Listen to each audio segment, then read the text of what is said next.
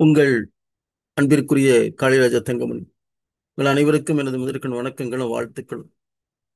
உங்கள் ஆசிரியர் YouTube channel மூலமாக உங்களோடு நான் பேசப் போகின்ற விஷயம் என்னவென்றால், சென்னை டிபிஐ வளாகத்தில் பகுதி நேர ஆசிரியர்கள் தொடர் போராட்டம், கைது.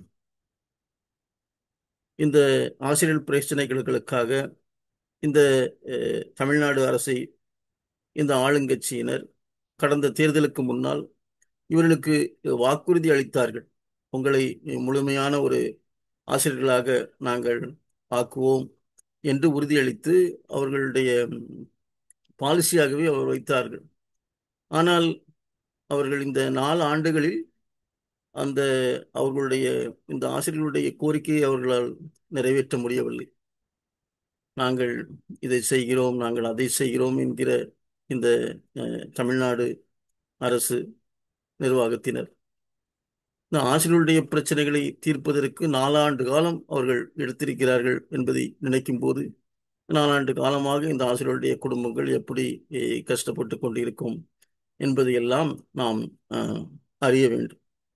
இப்படி இந்த சமூகத்திலே ஒரு முக்கியமான ஒரு வகுப்பாக இருக்கின்ற அந்த ஆசிரியர் சமூகத்தை இந்த அளவுக்கு அவர்கள் கஷ்டப்படுத்துகிறார்கள். அவர்களுக்கு சேர வேண்டிய அந்த நல்ல விஷயங்கள் கூட, அவர்களுக்கு உரிய ஊதியத்தை கூட அவர்களால் கொடுக்க முடியவில்லை. அவர்களை முழுமையான ஒரு ஆசிரியர்களாக பணியாற்ற விடவில்லை, அனுமதிக்கவில்லை என்பதையெல்லாம் நாம் நினைக்கும் போது மிக்க வருத்தமாக இருக்கிறது.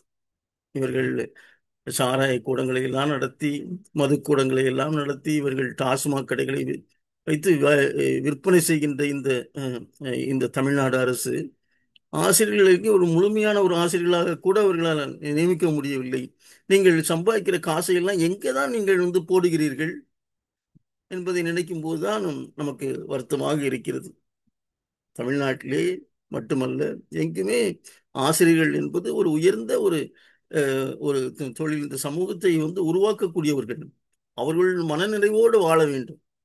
அவர்கள் ரோட்டிற்கு இந்த அளவுக்கு அவர்கள் கைது செய்யக்கூடிய ஒரு சூழ்நிலையெல்லாம் இந்த அரசாங்கம் உருவாக்கக்கூடாது. அதனால் நான் அன்போடு நமது முதல்வர்களையும் துணை முதல்வர்களையும் நமது கல்வி அமைச்சர்களையும் கேட்டுக்கொள்வது, இந்த ஆசிரியருடைய பிரச்சனைகளை நீங்கள் உடனடியாக நீங்கள் தீர்வு காணுங்கள்.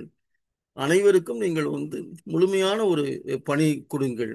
பகுதி நேர பணி என்று நீங்கள் அமர்த்தாதீர்கள்.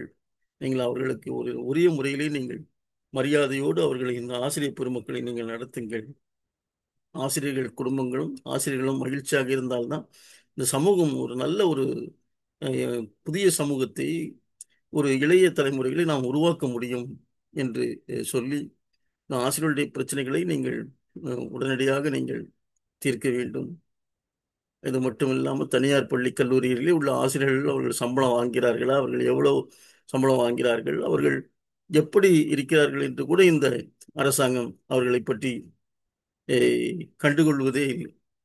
அவர்கள் பணி ஓய்வுக்கு பிறகு அவர்களுக்கு பென்ஷன் வருகிறதா என்பது கூட இவர்களுக்கு தெரியாது. அதை பற்றி ஒன்றுமே இவர்கள் யோசிப்பதில்லை. இப்படி இந்த சமூகத்தினுடைய முக்கியமான பொறுப்பிலே இருக்கின்ற இந்த தனியார் பள்ளி கல்லூரி ஆசிரியர்களுடைய பிரச்சனைகளை தீர்ப்பதற்கு ஒரு குழு அமைத்து நீங்கள் உடனடியாக நடவடிக்கை எடுக்க வேண்டும் என்றும் இந்த நேரத்திலே நான் கேட்டு விடைபெறுகிறேன். நன்றி, வணக்கம்.